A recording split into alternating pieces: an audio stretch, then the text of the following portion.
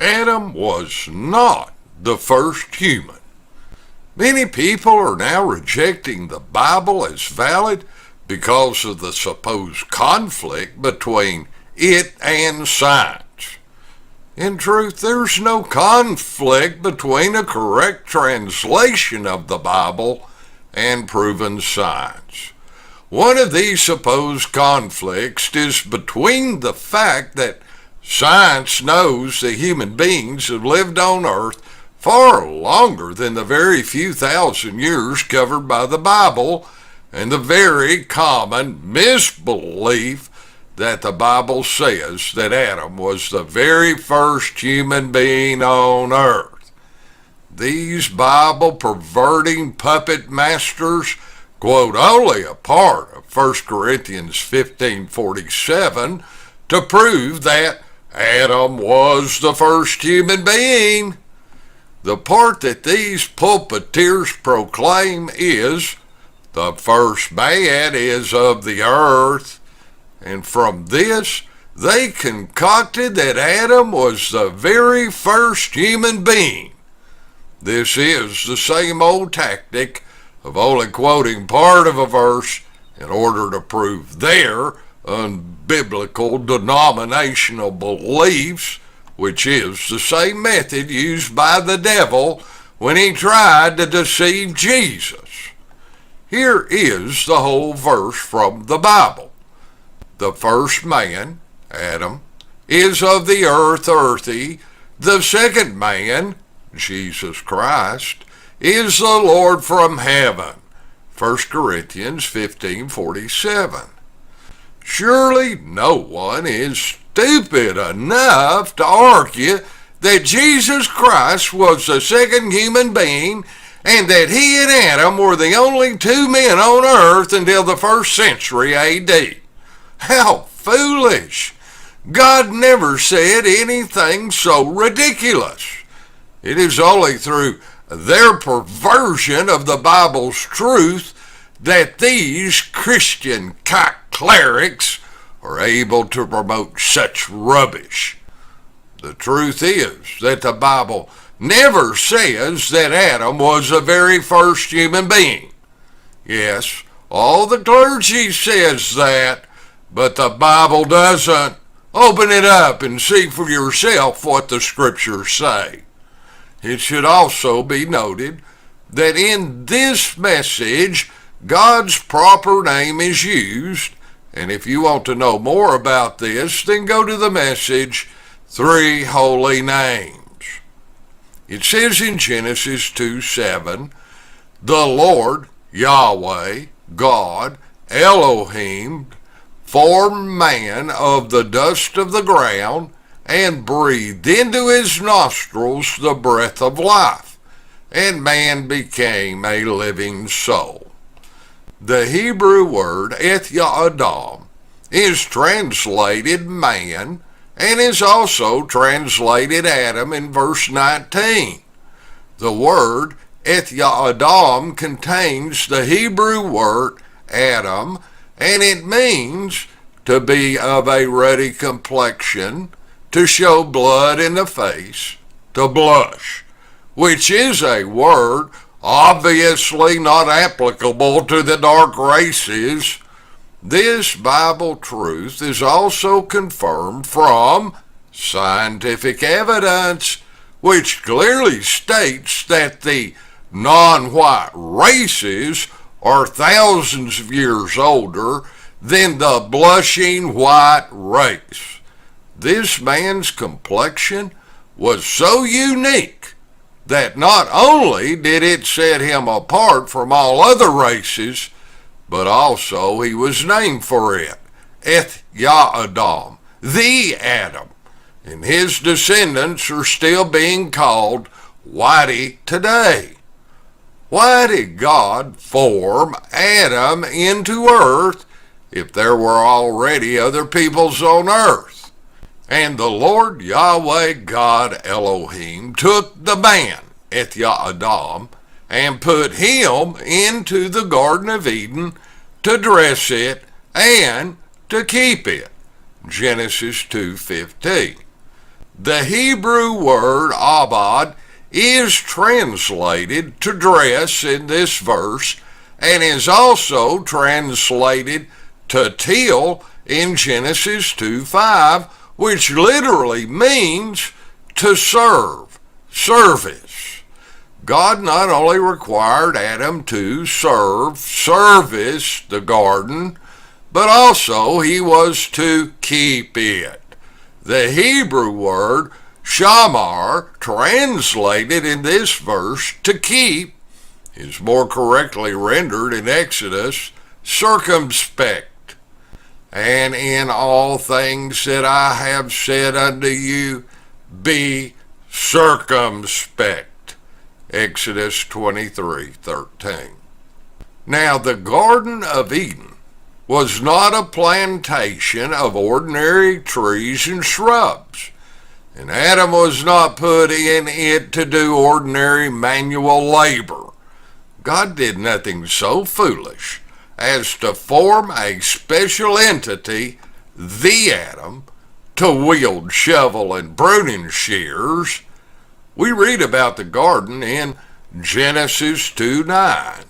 And out of the ground made the Lord, Yahweh, God Elohim, to grow every tree that is pleasant to the sight and good for food, the tree of life also in the midst of the garden, and the tree of knowledge of good and evil. In the next few verses, God commands Adam about these trees. And the Lord Yahweh God Elohim commanded the man, Adam, saying, of every tree of the garden thou mayest freely eat, but of the tree of the knowledge of good and evil thou shalt not eat of it. For in the day that thou eatest thereof, thou shalt surely die. Genesis 2:16 through 17. Adam was to eat freely of all the trees in the garden except the tree of knowledge of good and evil, and these were no ordinary garden variety trees. Who's ever seen a tree of life or a tree of knowledge of good and evil? Throughout the entire Bible, trees symbolize men, races, nations. Psalms 1:3, Isaiah 55:11, 61:3, Jeremiah 11:16, 17:19, 17:7 through 8, Ezekiel 17:22 through 24, Daniel 4:10 through 12, 20 through 22, Matthew 3:10, 7:17 through 20, Luke 13:6, Romans 11:17, and Jude 1:12 are but a few examples. Bible symbolism is always explained in the scriptures, and the fact is that it frequently uses trees to symbolize peoples, races, and nations. If there is any doubt that the trees in God's Garden Eden were symbolic trees of races and nations, then read Ezekiel 31:3 through 9. Behold, the Assyrian was a cedar in Lebanon with fair branches, and under his shadow dwelt all great nations. The cedars in the garden of God could not hide him. The fir trees were not like his boughs, and the chestnut trees were not like his branches, nor any tree in the garden of God was like unto him in his beauty. I have made him fair by the multitude of his branches, so that all the trees of Eden that were in the garden of God envied him. Obviously, these trees of Eden in the garden of God were family trees of races and nations who admired and envied this early Assyrian empire. These family trees made up the garden that Adam was to dress, serve service, and to keep, be circumspect in it. The fact that Adam was not the first human is also revealed in the 4th chapter of Genesis. It records the birth of Cain and Abel, and no other child of Eve is ever mentioned until the birth of Seth, when Adam was 130 years old, which was long after the birth of Cain and Abel.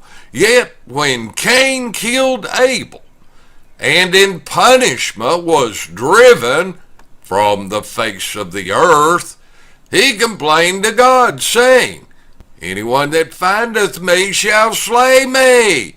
Genesis 4:14, and then went and dwelt in the land of Nod on the east of Eden, Genesis 4:16, where he found many other people, took a wife, and built a city, according to Genesis 4:17. These people were in earth before Eth-Yadam, the Adam, was ever placed, formed into it. He was not the first living soul either, and for a detailed study on this fact, then go to the message, Adam was not the first living soul. No, Adam was not the first human being. But was he the first of anything?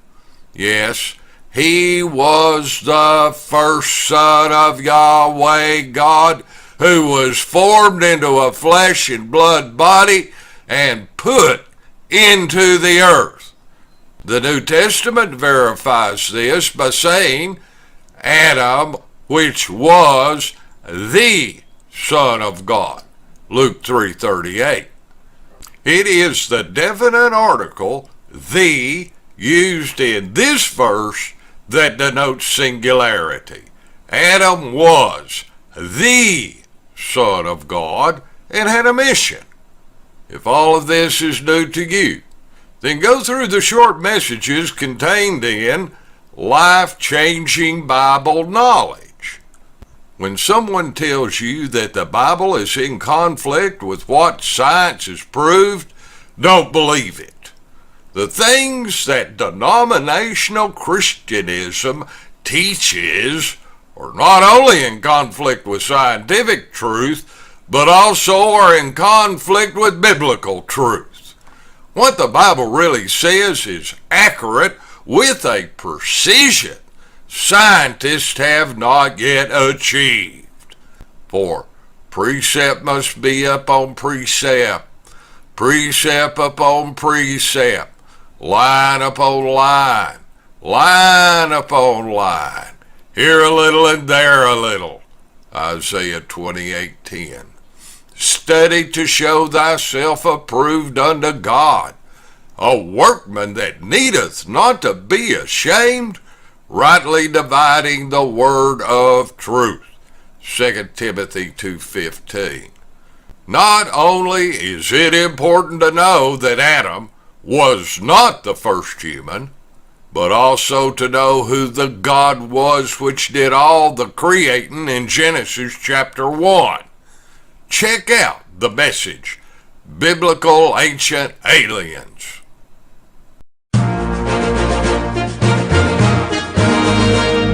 This message is produced by truthfromgod.com, which is one of hundreds of messages that can be read, heard, and watched at truthfromgod.com.